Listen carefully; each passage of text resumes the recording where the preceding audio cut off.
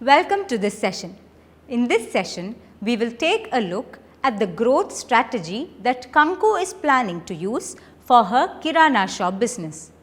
In the earlier session, we saw that Kanku runs a Kirana shop that buys items from wholesalers and sells to households in her locality. There are about 60 to 70 households in her locality. The business is 5 years old and has been doing well. Households in her locality buy regularly from her shop. She has been getting a reasonable salary from the business. The business has also been generating decent profits over the 5 years. Now, Kanku wants to grow her business. As you can see in the table, she would like to increase revenues substantially in the coming year. To get additional revenue, Kanku realizes she will have to attract more households to buy from her business. Kanku is considering a specific growth strategy of selling more by selling existing products to new customers. She must first define the growth strategy and analyze it using the relevant concepts of the 4C+E framework.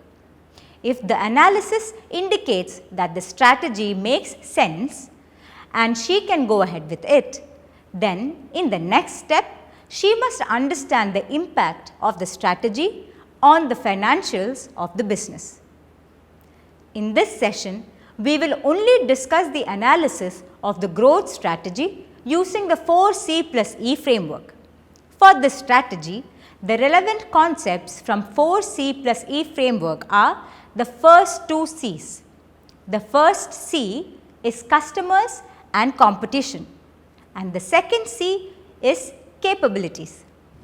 We saw that Kanku has to attract new customers to achieve the desired growth in revenues. She knows her shop sells daily need items. Not much can be done to improve their quality. This makes her wonder how she will be able to attract new customers. She first thinks about how much money on an average is spent by a regular household customer in a month on daily need items.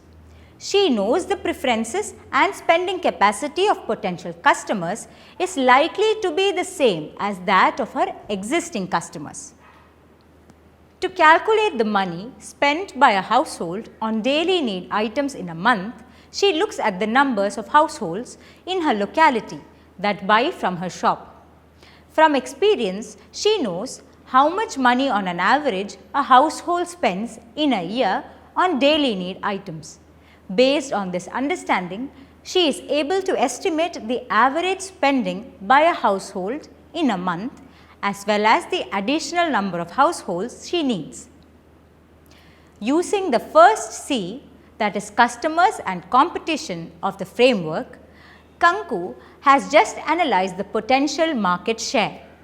Potential market share is that market share which a business can achieve with reasonable efforts spent on marketing and selling their products and services. Kanku continues to analyze the first C. She analyzes that the locality adjacent to hers is bigger than hers and has about 170 to 180 households. The locality has two shops that are doing decent business. She wonders why households from the adjacent locality do not come to her shop. She identifies two possible reasons. One, they are not aware of her shop, and two, her shop is a long walk for them. So, she considers two ideas to improve the buying experience that may attract households from the other locality.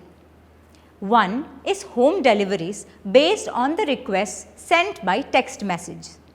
These deliveries can be done either in the morning or in the evening. She believes customers will find it convenient, especially when they need something urgently. Second, she plans to offer free items to those who purchase at least rupees 50, rupees 100 and rupees 200 worth of items. She thinks such a scheme will attract more households in the adjacent locality to her shop. However, she realizes that such a scheme will increase costs and customers may keep asking for free items. So, she decides to offer it only for a month.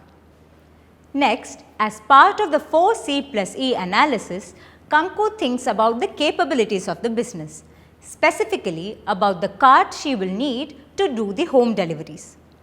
She does not have a cycle cart now, so she needs to find the cost of a cycle cart. She knows she has space in her house compound to park the cart. She is aware that the roads in the other locality can be rough. Hence, the cart must have strong baskets to keep the items safe while carrying them.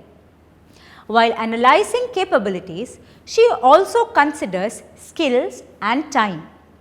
Kanku realizes she does not know how to ride a cycle cart. She decides to hire a college student to do it. At the same time, she also plans to learn to ride the cart herself to manage when the student is not available. She plans to learn after a while and not immediately. However, she realizes she will not be able to go for home deliveries daily as she will need to be in the shop.